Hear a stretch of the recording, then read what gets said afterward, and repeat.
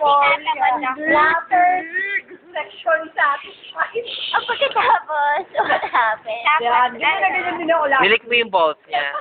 Ha? Nilik mo yung balls niya. Siyempre hindi, no? Binijay mo siya. Hindi, no? Ano? Ito ako lang, Jay. Ulo! Ayun ang baba mo, mahaba. Don't tell lies. Oh, kaya lang, dito na ako. Hindi mo malaki yan. Hindi nga. Ano naman? Wait lang. Sabihin mo. Kasi mababasaktan yung guy. Ito lang ang ano yung buhay. Bakit? Eh kaya pala yung lalaki, hindi tutuloy, hindi siya mangunguna mag-sexy time sa'yo. Kasi, hindi pala marunong mag-BJ. Kasi nga, hindi nga ako marunong.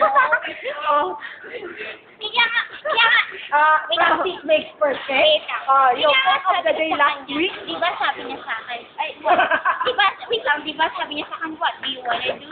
Sasabi ko sa kanya, no, I wanted to do it. Kasi hindi na ako marunong. Eh, mag-practice ka nga daw. Sa akin mo, kailangan ka ng kwenta sa tama, in short. Hindi ko na Kuha ka ng along. Hindi ko na masabi. Bakla ganito lang yun. Bakit lang ang kay mo? Pero wala kang kwenta sa kama. Sabi niya sa akin, hindi ko lang masabi sa kanya na hindi. Paano yun? Paano yung pek-pek niya sa titi nung guy?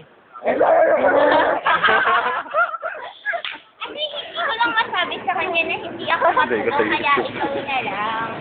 Basta comment.